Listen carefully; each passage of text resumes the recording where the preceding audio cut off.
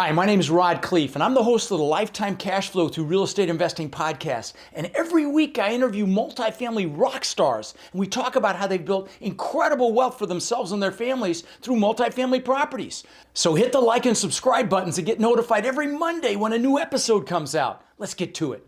Welcome to another edition of Lifetime Cash Flow Through Real Estate Investing. I'm Khleif, and I am absolutely thrilled you're here.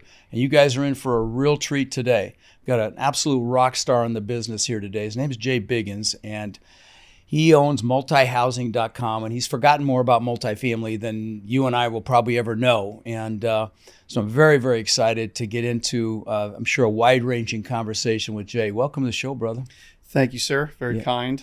Maybe a little bit too kind, but I appreciate it nonetheless. I think it's dead on. And so why don't you start, by just, I know you've done a ton of stuff in the affordable housing space, and just kind of give us a little bit of your background. Did you start in real estate? Did you start somewhere else? Why'd you end up in multifamily? Some highlights on your career so far, and yeah. Okay, well, my start's probably a little bit unconventional and certainly a little bit embarrassing, but mostly got started in multifamily because I really couldn't get a job at the time. So I started buying duplexes and triplexes. When? Probably around 2000. Wow. I'd sold a business, I had a non-compete, and so I was just kind of displaced. So I started, it's like I said, buying small properties, and then in West Palm. It started Palm Beach County, and I was buying maybe 6 units, 12 units, and then I started doing condo conversions while that was a thing. And then the market started to shift. And as the market shifted, I thought, oh man, what am I going to do now? I can't buy these buildings and convert to condos and sell them out. Nobody's buying condos anymore. So I started buying apartment complexes, and I thought that I was going to have to just make a living just on the cash flow. But what I quickly realized was that the upside was tremendous if you value add. And so we started, buying, a little bit larger deals, still small, very small, 40, 50 unit properties. And then after... All in Florida still?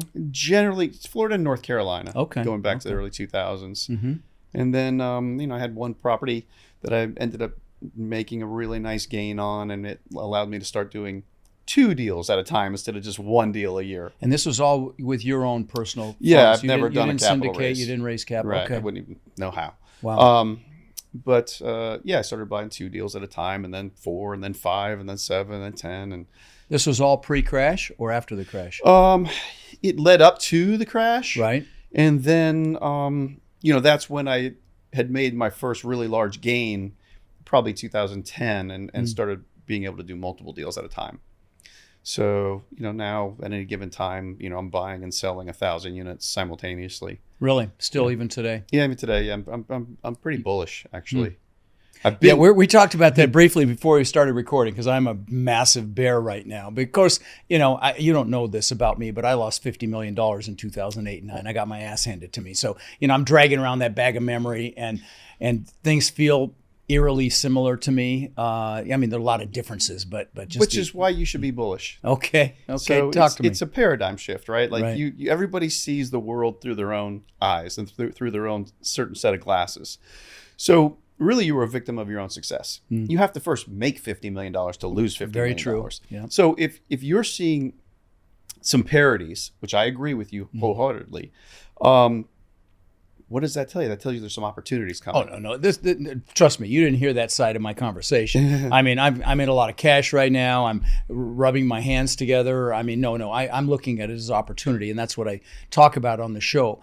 But I'm not bearish on the opportunity. I'm bearish on the economy and what's going to happen. Understood. Agreed. Okay. Wholeheartedly there too.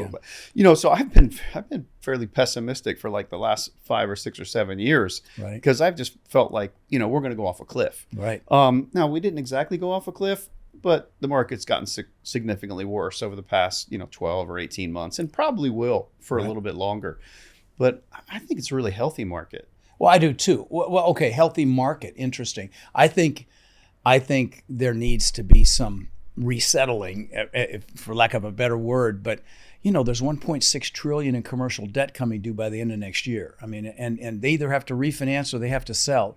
Sales are down 75% year over year, first quarter. I don't know what second quarter looks like, but But refinancing is not easy right now because of the rates and everything. If I listen to all that all the time, I just want to shoot myself. Okay. So I try not to listen to all that all the time. So look, we know it's looming. Right. But if you run to like safety plays, which I have my own little formula on a safety play, you're going to be all right now, tomorrow, the next day, the day after. Oh, I agree. There's controllable and uncontrollable risks. So, what are the uncontrollable risks? Well, interest rates, insurance. Supply, insurance, sure. So let's manage and mitigate with what we know now about those things. And if we're resetting prices based on where those are today, and we all think that maybe they get better tomorrow, but maybe they don't. But if you're underwriting on those bases today, I think you're pretty good shape. So I agree. If they make sense with all of that, right, I completely agree. But here's the thing. The reason I think we're going to see more opportunity than we may think, there's a lot of bridge debt done the last couple of years, and those guys are sucking wind. I'm just telling you. Well, I'm seeing it. I have friends, big, super successful, impressive operators that are freaking out right now. So, well, it's got to come, right? There's a reckoning that has to happen. Yeah. I just don't know that it's necessarily going to be catastrophic. It will be for some people. If you lose all your money, it's catastrophic. Right. I don't plan on losing any money. Right. Well, same. But, I do think, like I said, I know some large operators that, we were talking about Grant earlier. I saw one of them at Grant's Growth Con that I went to in Vegas. And this is a guy I really respect. I'm not going to say his name, but he was sweating. He said he had 13 assets he's in trouble on. And so, I just... I hate it for him. I mean, I know that he'll survive like I survived after losing everything that I lost. It's no fun when it happens. But I also believe that on the flip side of that, there's going to be opportunity. So we're about ready to roll out a fund, an opportunity fund we've put together. We've got, it'll bear interest. So the investors will have interest while the money's in there prior to taking down deals. But I think, in my view, the opportunity is going to be in someone's ability to close and not have a funding an equity issue or anything like that. And that's one of the reasons that, I'm headed that direction. But I'd love to get your insight on that. Well, we always, for 20 years, I've been capturing that little nugget, $500,000 hard day one, $1 million hard day one. Right. But there are other ways you could, have a little bit of flight to safety, and that's really what. Talk about that. You said you had a safety formula. I'd love to hear what. Well, I want to buy newer vintage assets that don't have perpetual capex, and I want to do that while chasing yield. And that means sometimes I have to travel. I'm not. But how do you ramp yield in this marketplace where rents have flatlined? Great question. Okay. And I have, my answer to it. It doesn't have to be anybody else's answer. It's just my solution. So I want to buy newer vintage assets where the rents are below market. Okay. And in many cases, I'm buying them where they're artificially very much below market through affordable housing and so forth. And I'm typically buying 2000 vintage assets. I'm sorry, I didn't track that. So you're saying you're buying them significantly below market because they're affordable assets, or help me understand what that means. So let's say, for example, I'm buying a tax credit property that is in the extended use period. And it's about to expire. Yeah, it may or may not be about to expire. It just doesn't have the recapture risk. So a regular market rate buyer can go ahead and buy that property.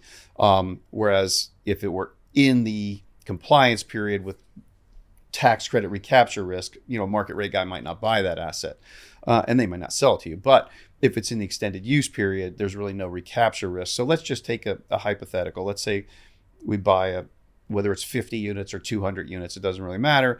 But you're buying an asset that's 2000 vintage, might have $700 rents in a $1,200 market, or might have $700 rents in a $950 rent market. That's artificially low rent on a newer vintage asset. I feel pretty good about that. Oh yeah, you just bring them to market. You've created incredible value. Sometimes you can bring them to market, and sometimes you can't get there because of the restrictions. However, who's at risk really? You're at risk when you're, let's say, an A asset at the very top of the market, or you're even a B asset at the top of the market, or a C asset at the top of the market. But if I have a B plus asset, right, and I have a C rental rate at the very low end of a C rental rate, I'm the last guy to get hit. And I'm always full. So if I just maintain, my curb appeal, and you're always full. We've got an asset like that here in Bradenton. It's age restricted, but there's a waiting list all the time. I love senior. Yeah.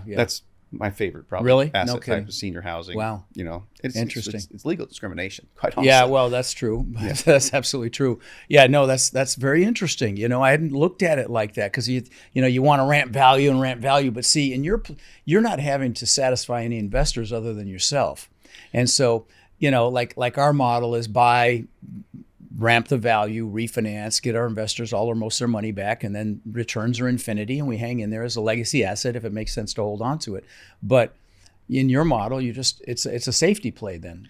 Well, I mean, I have investment criteria, and the way I look at that, it's like traveling on the highway. So you have exit 1, exit 2, exit 3, exit 4, and I have a return target, and whether I can reach that on exit 1 or exit 2 or exit 3, I'm prepared to hold every asset forever if I have to. Right. But when I can meet my investment criteria, and it makes sense to turn the money, I do.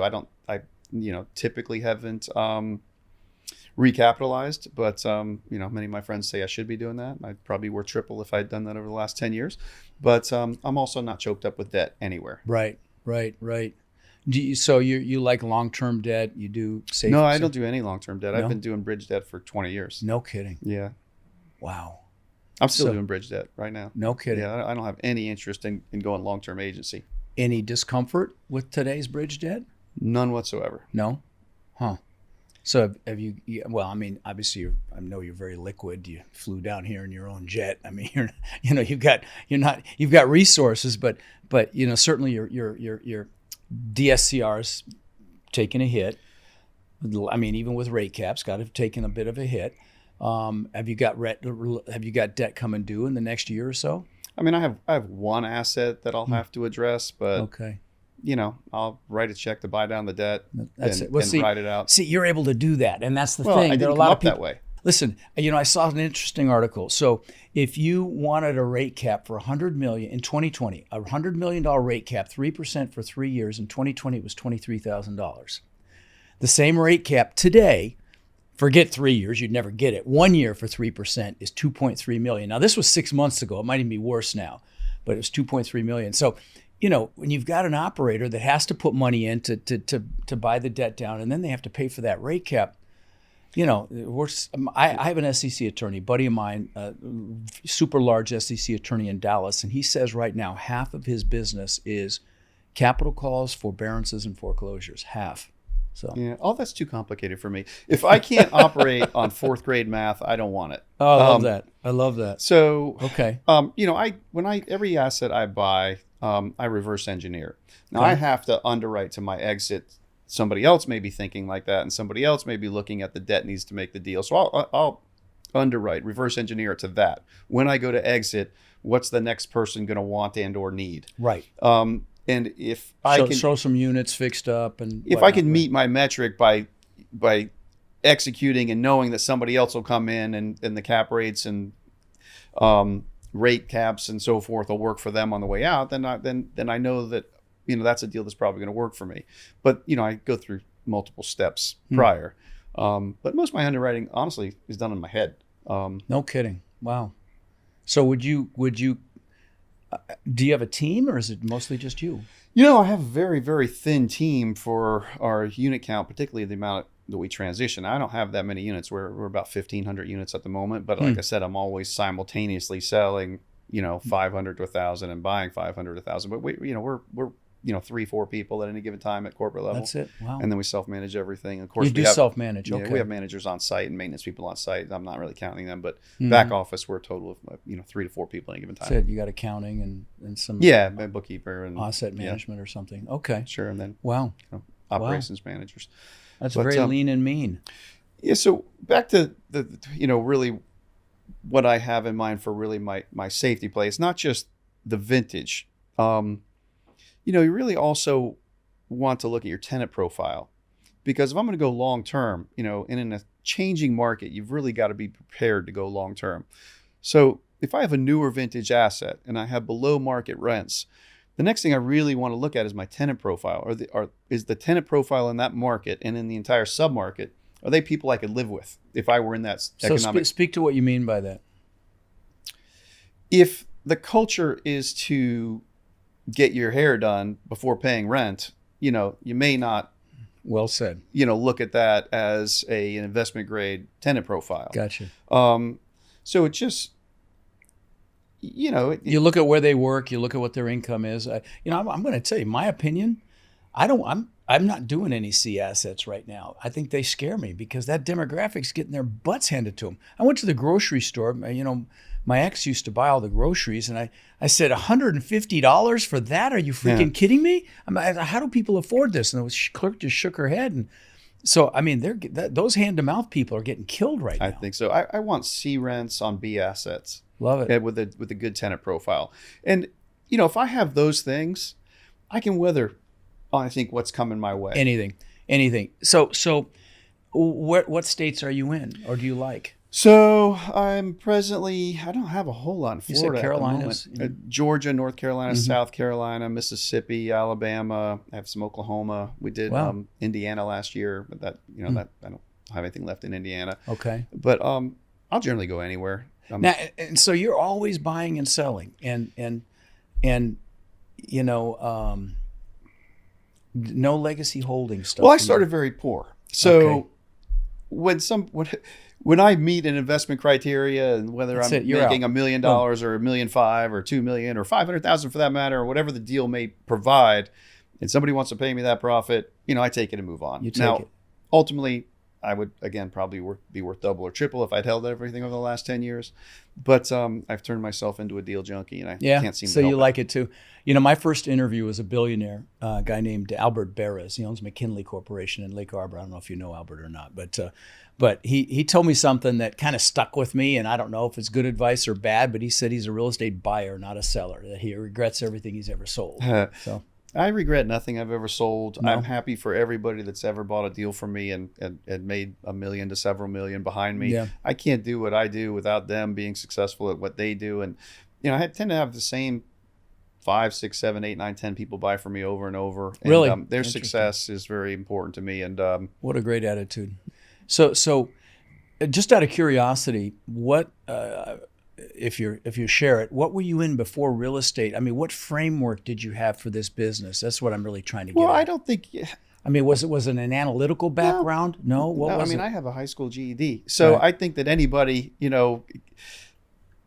can engage in some way and some level. It really comes down to buying right if you have the ability to buy anything at all, right? And making good choices along the way. So good choices. I don't want to assume what you're saying. Tell me what you mean. I don't think I really had any point much further than that. I think there wasn't any catalyst is really what I'm saying. There wasn't anything that launched me into this business. Right. And made it happen. That's it. I needed to support my family. And right. I needed to come up with something. How did you get over the fear of getting into this business? Or was there a fear for you? I know it's a ways back, but I'm just curious. Well, it's not like I walked away from anything to come into this business. I think if somebody's at a salary job and has some golden handcuffs, so to speak, right, that's hard to walk away from a steady paycheck to start something you're uncertain about. I didn't have that scenario. I was, arguably unemployed in the moment. So, I just started. It was all hands on deck then. Yeah, it was just all hands. I was fully engaged and fully committed. I thought I was just doing this as a side gig until I found something else. But I kept making money and I kept turning assets over until like I said, I made a big enough gain where I could buy multiple at the same time. And then I realized, oh man, I have a career here. And you enjoy it. I love it. Yeah. I over improve affordable housing. Generally, I have, great employees because they work at very nice places. I have happy tenants for the most part. I can't make everybody happy all the time, but we bring in finishes that are usually for just a higher demographic, and we bring it in at the most. You bring it in just a little better than anybody else, and then that keeps your occupancy high. So when I'm buying, I try to keep it very simple. I try to keep it on like 4th grade math, as I was saying. And then also from an operational standpoint, we try to keep it very, very simple. I run on what I call the 5 C's. Okay, let's hear it. So the first is curb appeal.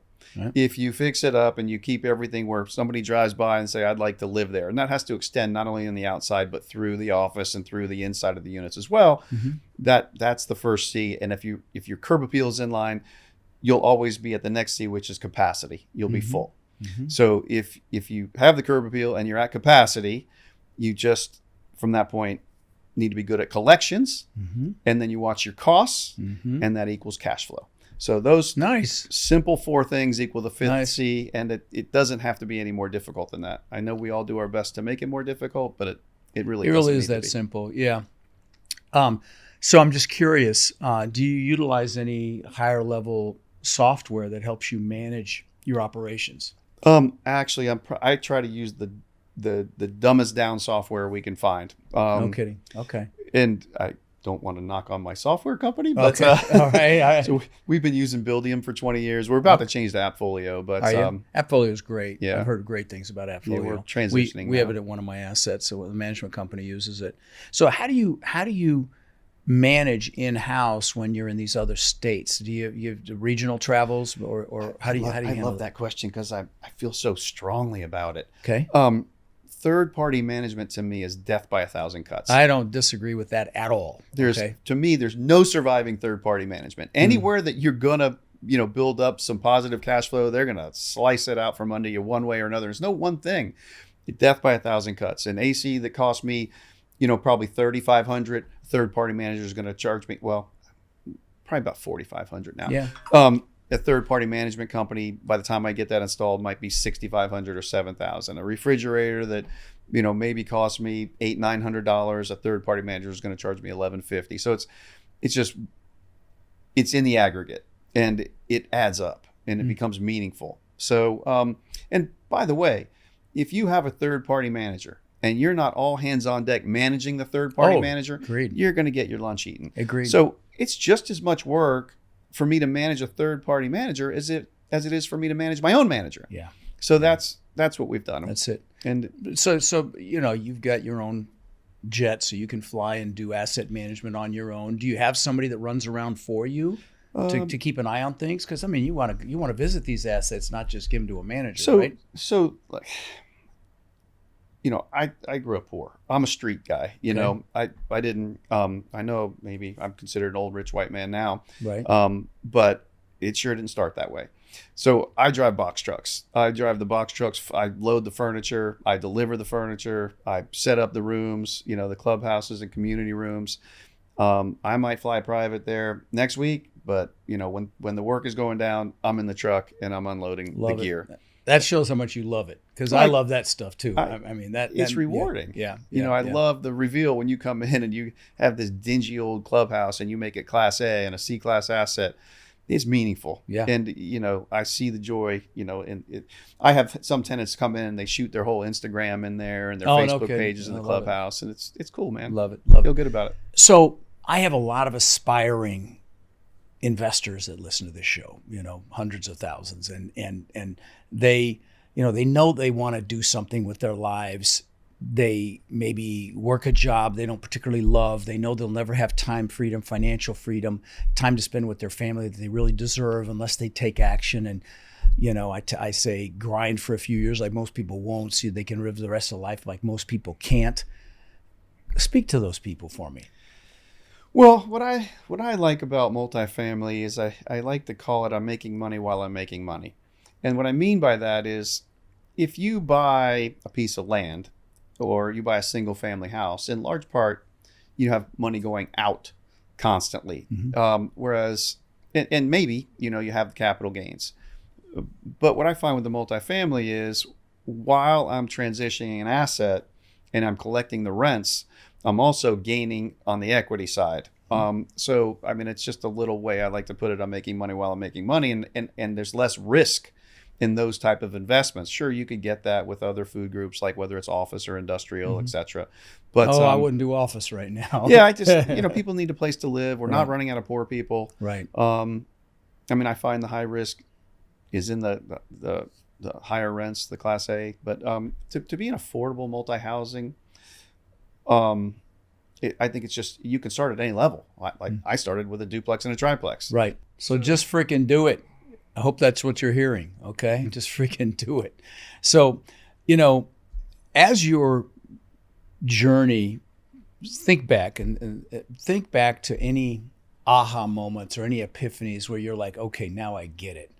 I know I'm asking a lot because you've been in the business long enough. But anything come to mind with that question? Any like aha moments as you were getting going in this business or along the journey? When everybody's running for the hills, that's the time to buy. Oh, no question. And Warren Buffett's famous quote: "Be fearful when others are greedy, and greedy when others are fearful." Right? Aren't we in the vicinity? I mean, look, we have some headwinds coming. There's no doubt. No question. The things that you were saying in the beginning, I am in full agreement with your assessment of what's to come. Right. But there is capital. Yeah. I don't think the sky will fall, and if it does, it'll be temporary. Right. So when everybody's pencils down, you should be pencils up. I agree with that 100%. I agree with you 100%. And you know what you can do today that you couldn't do yesterday? When I say yesterday, I mean, of course, last year. Right. Last year, if you were going to buy anything in multifamily, particularly in Florida, in markets like Florida, you would have to pay the seller today for growth that you'll get tomorrow. Right. You're buying off pro forma. Yeah. And you have to pay up for it. And by the time you get it there, if rates move, you just worked for free for 2 years. Right. Whereas now you can buy a deal at current market cap rates. Yeah. While interest rates are high, while insurance rates are ridiculous. Right. And if you can make it in this moment and you're getting a buy at that basis. When it settles down. Yeah, you're going to be in pretty good shape. And even if we have headwinds to come, which we probably do, you buy a good tenant profile, you buy an asset that doesn't have perpetual CapEx, I'm ready to back the truck up personally. Yeah.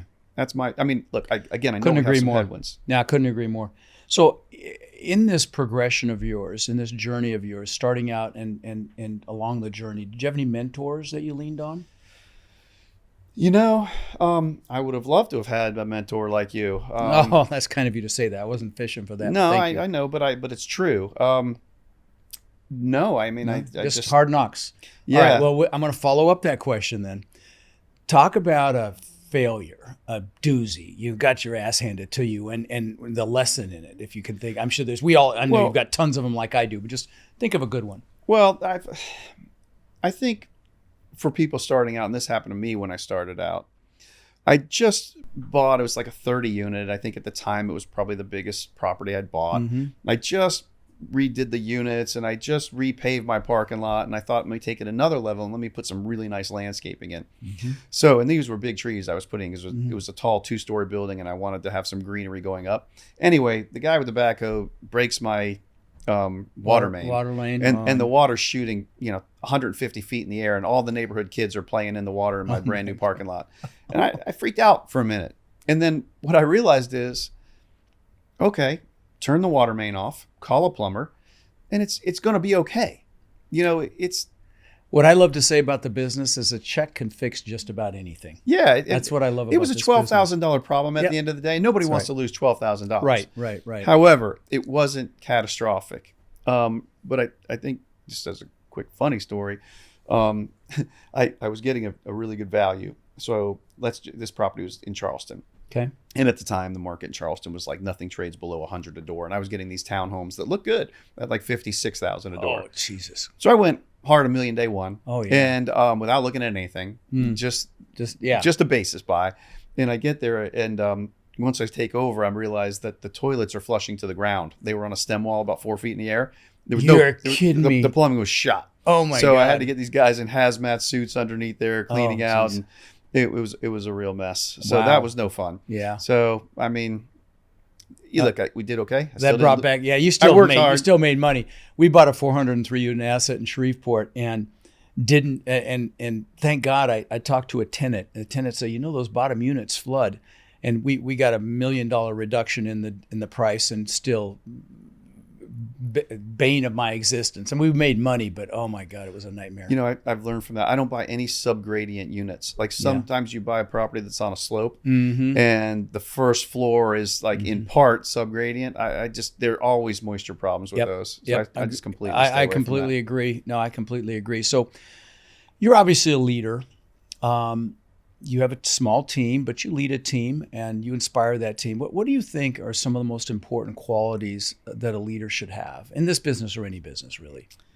I have to contemplate on that for a minute, but I think the number one's got to be integrity, right? I think, number one core value. But it's something that you said that I often say myself, people will always remember you for how you make them feel about themselves. Yeah. And, I think if you treat people with respect and let everybody know that they're an important part of the team, any of the successes I have don't happen without all my team around me. Right. My team, to me, expands way beyond the people that work with me and work for me. They're all my vendors, my roofers, my lenders. I know where you're going with this. Great answer, man. That's a great answer. You have to treat everybody, even the people that buy from me. I always look at them like they're my partners. Frankly, the human race is a team if you really want to get serious love that. about it. Yeah, I love it too. So when you're building that team, and I'm talking about your internal team now, these hires that you make, any strategy in what you look for when you're aligning with people in this business or even outside the internal team? But what do you look for? Well, I tell you the truth. I think that one of the things that I've learned is it's usually not the people that you let go that hurt you when you realize things are going sideways. It's the ones you hold on to. Oh, yeah. So if you know a relationship isn't going the way you want it, you're doing both sides a service to cut that sooner rather than later and be candid about why. Yeah. Personally, I don't fire anybody ever. I never fire anyone. Oh. If somebody gets terminated, they fired themselves. The last thing in the world I want to do is fire an employee. So if it comes to pass that we have to do that, it's because they're not performing the benefit of the bargain. It's not like we stop paying them. Okay. But you did help them. You do help them out the door, but we'll terminate somebody. Yeah, but that's something that's self-inflicted. Gotcha. No, I agree completely. And I like that you shift that in your head. I like that. So what's some of the best advice that you've ever gotten about either life or this business?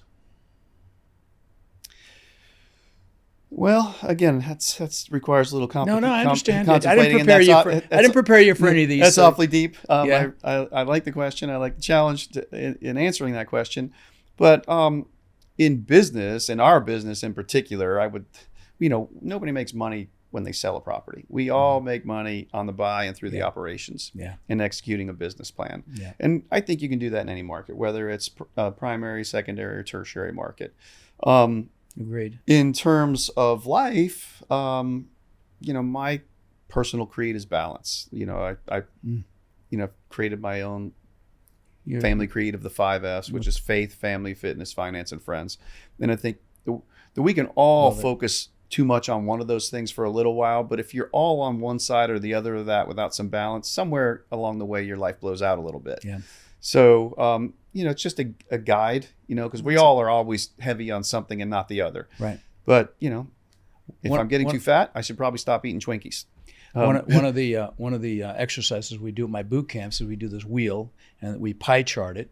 In the middle is 0, the outside rim is 10, and you put in each segment you put an area, one of the 5 F's. You put family, friends, finances, health, all of that, and then you rate yourself from 1 to 10 in that wheel, and then you take a look at you shade on the inside, and you take how fast you're going to be able to go with that wheel. There's always unbalance, and it's a very illuminating. It's a sometimes painful exercise for people to do, and just to take a look at each area of their life, and then what I tell them is not to to breathe and get through it, and recognize very often that one area can very often ramp all the areas simultaneously, and to look at that. But I think we're all out of balance all the time. Yeah, agreed. But the idea is to have a simple reminder that you contemplate on occasion to realize, okay, I've spent too much time in my business. Maybe I need to spend a little more family time. Yeah. If I'm going to the gym all day, every day, well, maybe my business is suffering. Yeah.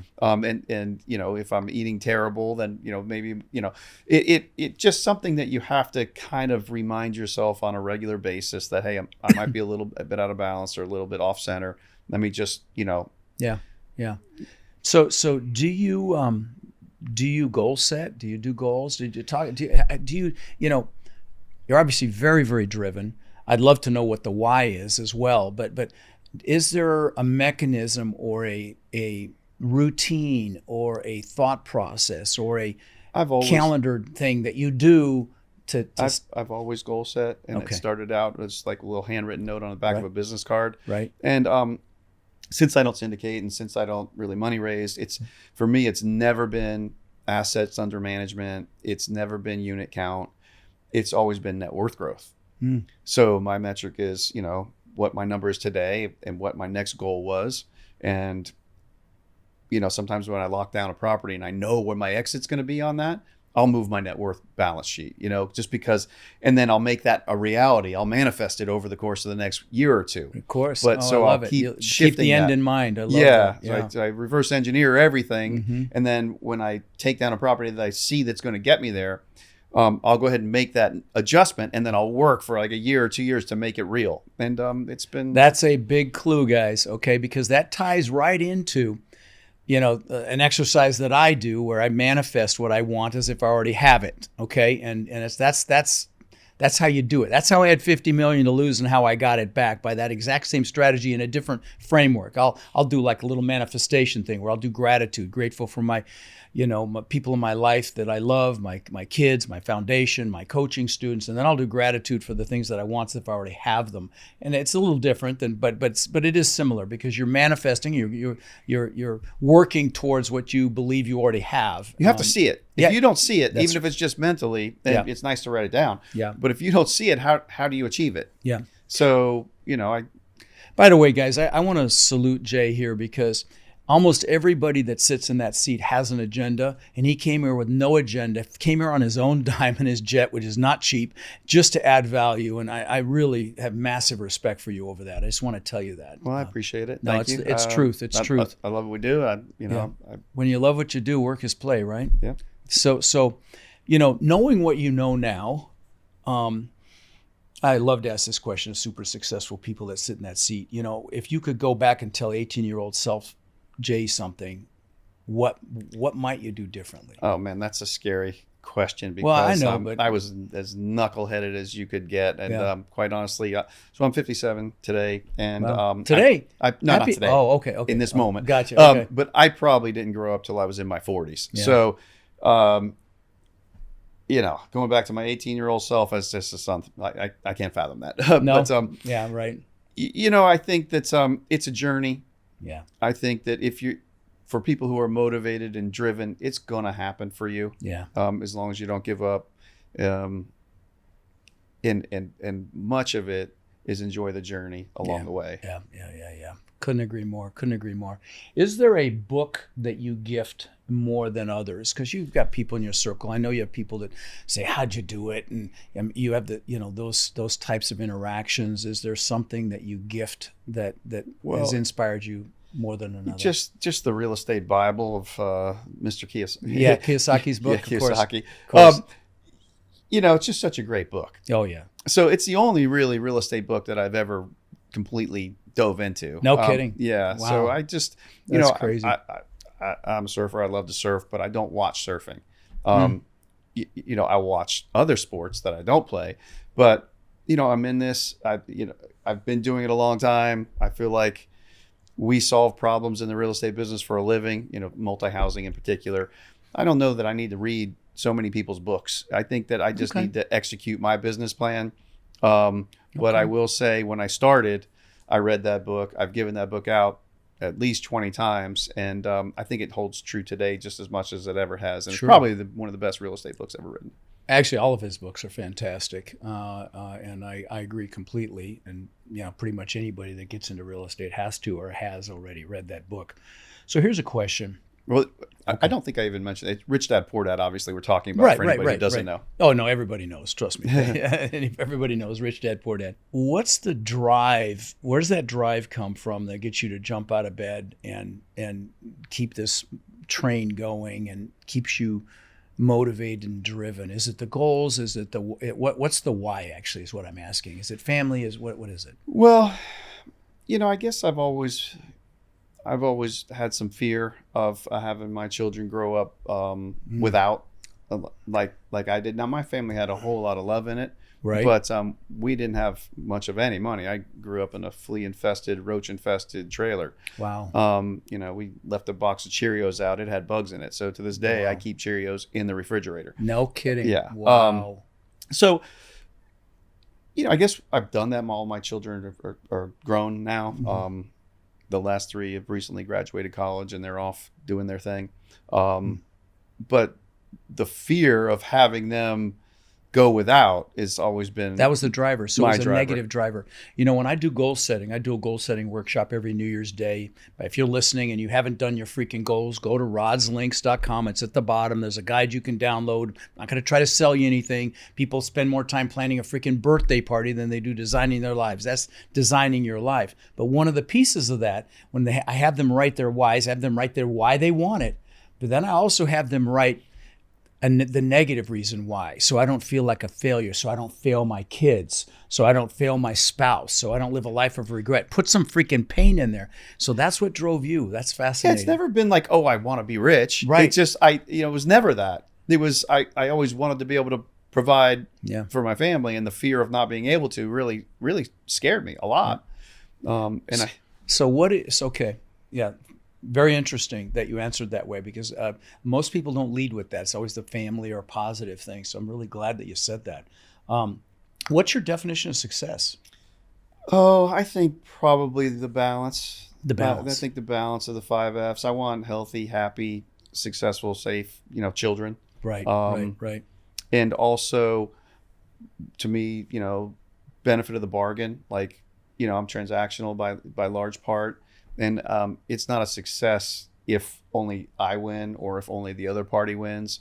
So I like win-win situations. I think everybody getting the benefit of the bargain is critical to anybody's success, because it's not sustainable. I had an old woman tell me that once. A woman loaned me millions of dollars. She said, always leave meat on the bone, is the way she described it. And it's kind of my business model. Yeah, I love that.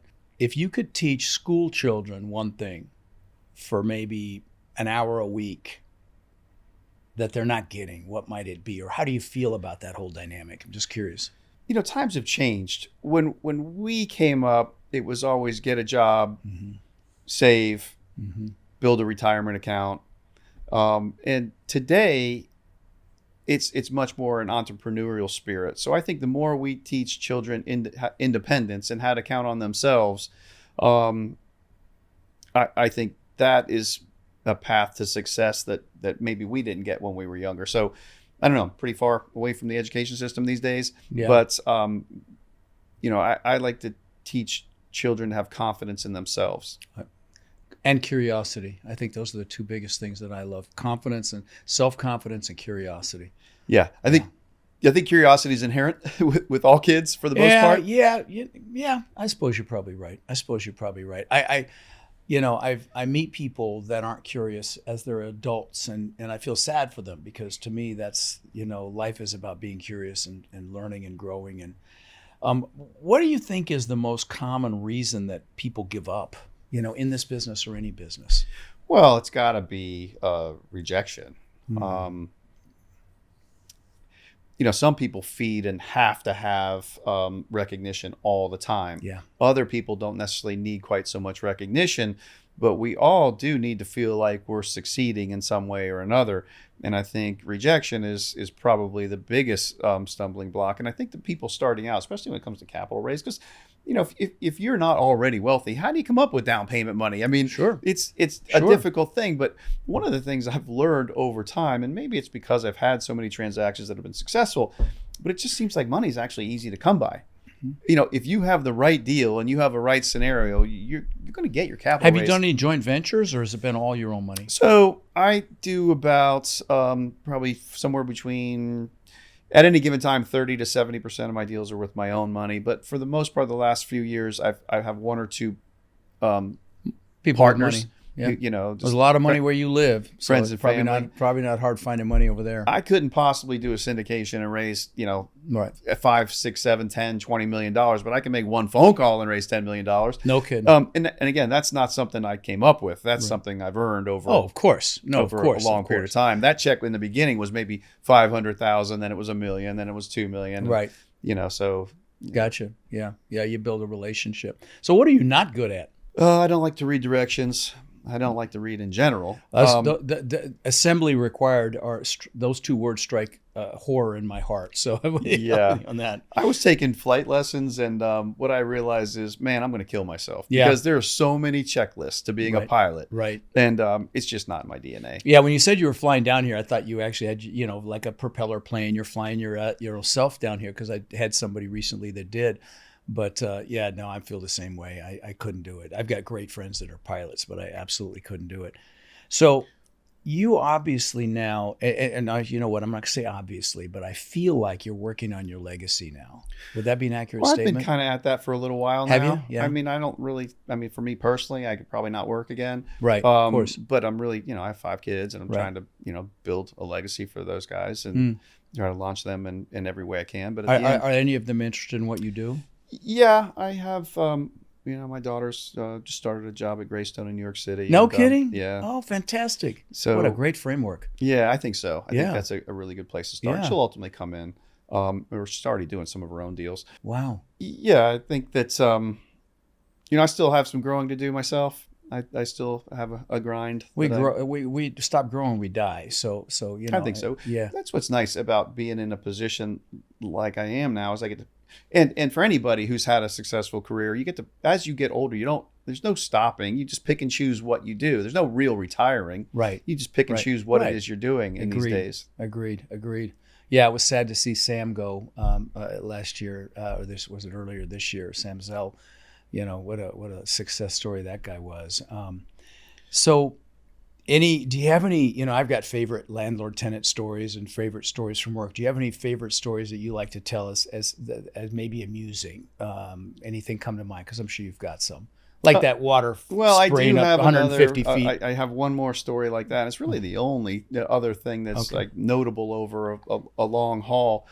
I find that hard to believe, but okay, I'll let you let that slide by. Well, there was just in that same. No, actually, it's the Charleston apartment complex that I had the sewage problem with. We had just renovated our office, which was in a unit, by the way. So the thing was beautiful. We really Class A'd it up. Right. And then the manager had called in Roto-Rooter to jet out the apartment next to where the office is. I know where this is going. And God. Simultaneously, she didn't know they were out there. Her boyfriend was the maintenance person at the time, and he's taking the P-trap off in the kitchen. And so they're standing there in front of the cabinet with the door open as Roto-Rooter jets, and it was feces, floor to ceiling, everywhere, up their nose, in the hair. Oh, God. So that's probably, that is by far the worst story my God. that I have. That's crazy. I'll tell you a quick story of mine. So, I owned 800 houses at one point, and I had a house on a canal down here south of us here. And I get a call from Wink TV here in Sarasota, and like, is this Rod Khleif? Yes. Do you own the house at so-and-so Boyle Terrace? I said, yes. Have you seen the news? No. And they said, well, they just busted your tenant with, it was in the tonnage of cocaine, and It was a Colombian drug lord, and they're like, we'd like to interview you. And I'm like, this was the time of Pet Escobar and blowing up planes, and I'm like, there's no freaking way you're getting me on a camera. But that was. Yeah, what do you say to that? I said no, I'm not going to get interviewed. But what was interesting is the guy had 800 credit score, and I mean, when they have that high of a credit score, you typically don't even look much further than that. But he was a total drug dealer. But anyway, one of the things that changing gears a little bit. Sure. One of the things that I have found helps me a lot with the stresses of day-to-day life and operations is, I heard this in a movie once when I was a little bit younger, and somebody said, "Action is the enemy of thought." And this was somebody that was going through a breakup, and somebody was trying to talk to her, and she was doing gardening or whatever, and action is the enemy of fear too. So I hadn't heard that one. Yeah. I like it. So when I get really stressed out, I just get outside and start doing some manual labor. And particularly on the asset, if an asset's got me going, or even if I'm just at home, but any kind of, everybody's got their own thing. Some people like to pressure wash, some people like to clean, gardening, whatever it is. But whenever I get stressed out, I kind of just dive into some manual labor for whether it's an hour or 2 hours or the whole day. And, it gets me through. Yeah, no, same here. I mean, anytime achievers like us have stress, which is just fear or fear. And, a massive action always mitigates it for me. And it will for you too, if, love it. And whether it's working with your hands or just really attacking the problem with everything you can think of, you'll be able to sleep at night, because you've dealt with it, you've worked on it, even if it doesn't turn out fantastic. Great tip, absolutely great tip. So you're still buying, you're still selling. Is it hard? I'm assuming it's harder to sell right now because people are having trouble getting financing. No? I think it's healthy. I think that if you're trying to sell strictly on pro forma, you're done. That's not happening. Right. And if you're holding out for every last dollar, you're also done. Right. Because a buyer that pays you, the top dollar in this moment likely either cancels or retrades you. Right. And or the bank doesn't lend. Mm-hmm. So you really just have to be at market acceptable rates right now. And let's face it, it's got to be somewhere in line with interest rates or just north of where rates are. Right. And the more meat you have on the bone for a buyer, the more likely you are to close. So there's been a big disconnect between buyers and sellers for the past 12 or 18 months. And I think that's starting to fall a little bit more in line. I'm surprised you're selling anything right now. You obviously don't need to sell. Yeah, I think it's kind of my I-95 or highway analogy. When you meet your investment criteria and there's an exit available to you, I take it, and I'm at that on every asset. So, the market's come down quite a bit, and we're money good on everything. That's great. That's great. We talked briefly before we started recording about your idea of having kind of like a little Shark Tank. Why don't you speak to that? I'd love to put it out there. Well, it's something that I would really enjoy doing. Right. I think that partnership with you and use this venue to get it out there. We'd like to invite a whole bunch of people to a full day of a workshop training that also it has a Shark Tank feature where whether it's 5 or 10 or 15 or 20 people put together their best pitch. We do a little pitch deck, and they come with the idea to raise equity for the down payment. And they stand in front of them trembling, and you've got fund people there to talk to them? That would be the idea. We would have people that have funds that are desperate to put this money out. Right. And then you have people on the other side that are desperate to get money to do good deals. And if you bring a deal that's worthwhile, you probably leave with the equity you need. Yeah. No, I love the idea. So, I absolutely love it. I've seen other people in my industry try it, but I think with your connections and background, we could really have some fun with that. And well, you have something coming up. What is? I've got my Orlando boot camp September 15th through the 17th. It may be too soon. That's too soon for that. Plus, I'm in Europe at that time frame. Okay, but if you're going to do a second one, I'd love to bring a handful of guys that have long histories of operational success that can be on a panel or that can help do an education portion and then lead up to a pitch deck. We will make that happen. And then we do that with like I have several friends that have funds that are they've been great operators and now they're just getting older, and rather than retire they're actually lending money now. So, or not lending money but investing money in people's deals. So it would be that'd be fun. It'd be a lot of fun, and so we're definitely gonna be bringing that out here at some point. I will tell you, we will make that happen because I'd love to just be a fly on the wall for it, frankly.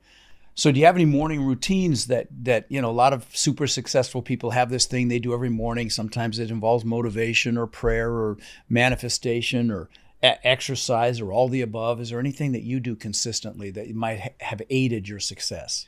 I don't have anything that I did consistently in the morning that may have aided my success. However, I do something consistently now because I'm an old man. And, I walk like 4, 5, 6 miles first thing every morning. I used to run, but Right, same here. Tore my meniscus, both knees. Now I ride this gay little elliptical bike around the neighborhood to the amusement of my neighbors. But but the walk it's nice because you get your exercise in, and I can actually. But you can think too. I can think. Right. I can go quiet, and I can get my thoughts together, or I can get on the phone and work the whole way. So, I'm kind of checking a couple of F's of my, the fitness and the finance at the same time, or maybe I'm making social calls or whatever it is. So that's been nice. It's a great way to start. It's been a the nice day. routine. You have a nice little area around your place you can do that? I mean, I happen to now at this time, but Right. even if I didn't, I would You'd still do it. Yeah, Still do it. Would still make a track. Yeah. One of the things that I do that's a little bit different is I tend to over improve assets, especially affordable homes. Okay. When I say affordable, it's not just affordable means different things to different people. Right. It's a very global thing. Yeah. Well, if you're in my business, affordable means income restrictions. Mm-hmm. But if you're a layperson, affordable just means a house that doesn't cost much. But affordable to me means it's either HUD HAP or it's LIHTC. So tax credit property. Right. But one of the things that I've always done is I really over improve these assets. And I get a lot of like, why? Why do you do that? And I think we've probably really already covered, and we probably don't have to hit it again. But actually, I think it's good to hammer it home, because when you have an asset in any market and you're above your competitors and your improvements, I mean, you're going to stay full all the time. Well, if you don't keep up your asset, it's a perpetual cycle. So what happens is, if you let somebody move out and you don't, bring that unit back up to a high standard, the quality of the tenant that you're going to put back in there is just a little bit worse. Yeah. And then now Granny next door doesn't want to live next to that person. So Granny moves out. And then now the quality of that unit goes down a little bit. And it starts a cycle that brings assets from B to C and C to C minus. So reinvesting and keeping your property up to a very high standard is critical. It's just absolutely critical to the success. That's why curb appeal is our first, C in our 5 C's. Love it. If you weren't in real estate right now, what else might you be doing? What else would I like to do, Yes, or what else would I be doing? Well, and in business. Well, I can fantasize about what I would like to do. Okay, and I would love to be like a sports agent. I mean, really, that would be super fun. Like a sports agent, where you're actually signing up the latest. I love the art of the deal. I love putting deals together. I love bringing people together. So you like Jerry Maguire? I love that movie. I haven't seen that movie in quite some time. I did watch an awesome movie. Yeah, show me the money. Yeah, right. Yeah, that's great. But it's just something that's always been interesting, because I like sports and I like business, and it's at a high level. And I think some of those guys are the sharpest of the sharp. They're also relatively cutthroat, but I don't want to be cutthroat, but I don't mind navigating around those types. Interesting. But I love the art of the deal. I love. It's a good book, actually. Yeah, I haven't read it, but I. Oh, haven't you? It's Trump's book. Yeah, I didn't realize that. Yeah, that's a good book. The Art of the Deal. Nice. Yeah, so that gets the juices flowing when you've got a deal. Do you love the negotiation piece of it as well? My favorite part of a deal cycle is identifying it, reverse engineering it, negotiating it, and then I get a little bit of a rise out of the renovation, but the completion of the renovation I love. Like, when the finished product. Yeah, the finished product is great. And then it's just normal operations, which kind of bores me. And until which point, we go full cycle. But the sale is like, it's anticlimactic, because whatever we're going to get in that moment, I've already factored it. So it's the transition that I really like. You're the artist archetype and the entrepreneur archetype. Those 3 archetypes. There's the artist, who's the innovator, the creator, innovator, creator, and then there's the entrepreneur that brings it to market, just wants to get it going and then get out, and then there's the manager leader. You're not the manager leader, and the same here. I mean, I'm the entrepreneur as well, but those are the 3 archetypes, according to Tony Robbins, and it made sense to me the way he describes them. And the manager leader is the nurturer, and they keep the thing going, and yawn, but it's just So it's not something I don't enjoy the day-to-day monotony of it. I like some people do. Some people love it, and we have people that thrive at it. Quite honestly. Yeah. So I want to circle back to one thing I asked you previously. So. Again, they've got so many listeners that just know they need to do something. Is there anything you could say that might inspire them to take action? Well, it just depends on really in what regard. When you say they need to do something. Well, they need to do something other than their W-2 job. They need to, and I tell people, pick a freaking vehicle, because there's opportunities in all sorts of different vehicles. I think there's going to be opportunities to buy businesses. But I think so. I mean, before I really got into this, I was shopping businesses. I looked at medical billing companies and this business and that business. And it's just so hard to make sense of any of it. But when it comes to buying real estate, I mean, obviously, you know, when you buy one deal and you manage that one deal, maybe the positive cash flow is not going to change your life. But it does start a journey. And life is a series of events, and the journey that you start by investing in real estate, it begins somewhere. And if you make a good investment, more than likely that's going to lead you into another good investment and additional investments. And whether you take those full cycle or hold them long term, everybody's path may be a little bit different, and investment strategies may be a little bit different, but we know we all have to start somewhere. Yeah. You just got to take that first step. You know, you take that first step in faith. I call it the law of the first deal. Typically the scariest, the hardest, takes the longest. I see it with my students all the time. Then they get one, and next thing I know, they have three. You know, they realize that the only limitation was between their ears. But I think in the beginning, a lot of people don't like to exit their property. Some people are like, hey, I'm making positive cash flow on this. Why should I get rid of it? And especially people who have a W-2 job in addition. But sometimes if you're really going to grow in this career, you have to take those little successes.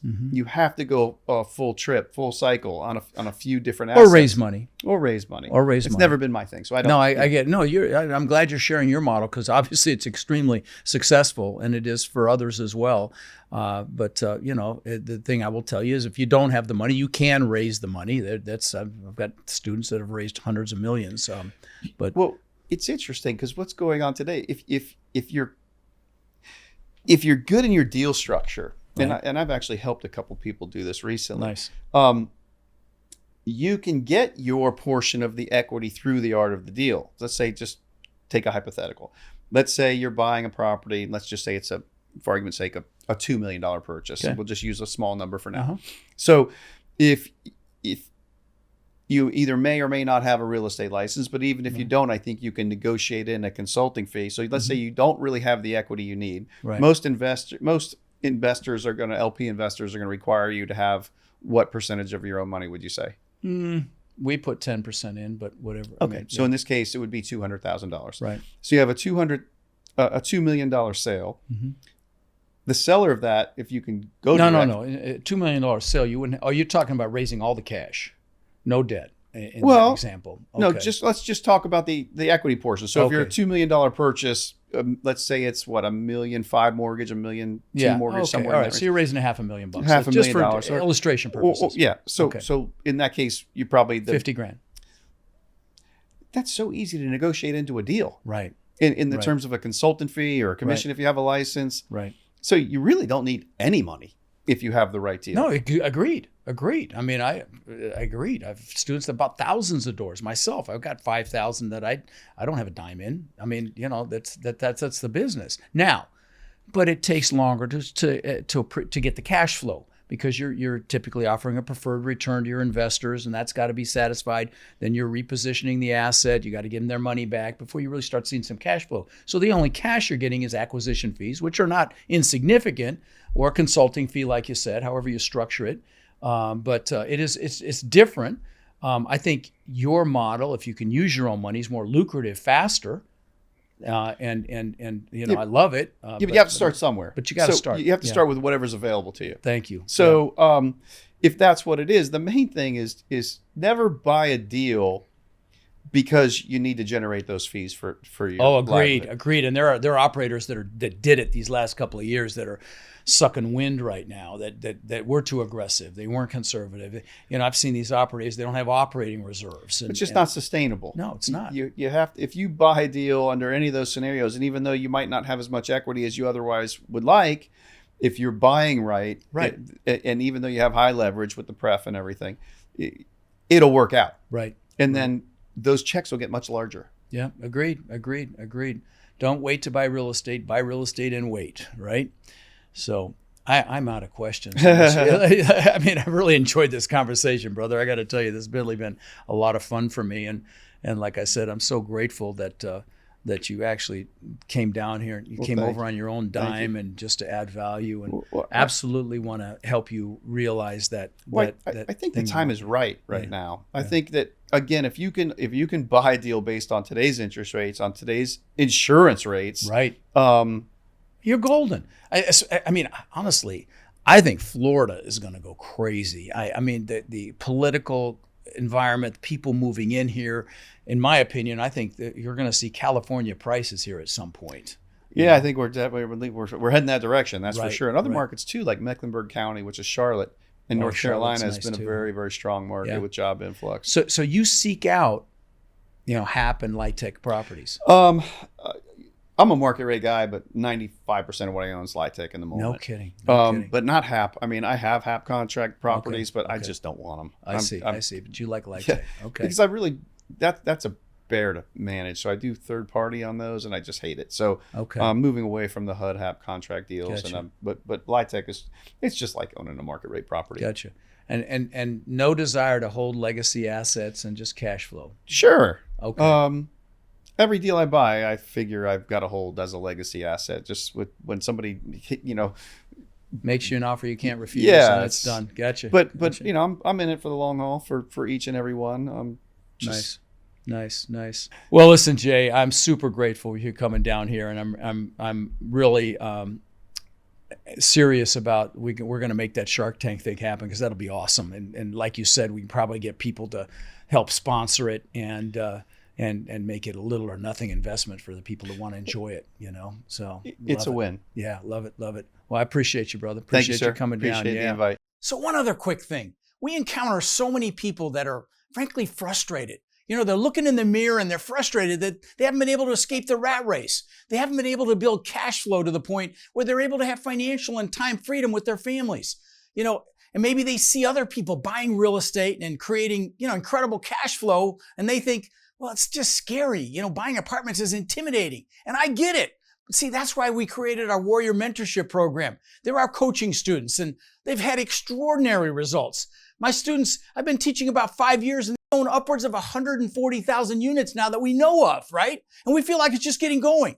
Now, we're looking to grow this group and really take it to the next level. And honestly believe that the greatest transfer of wealth could be upon us right now with this current economic environment. Everything's going on sale.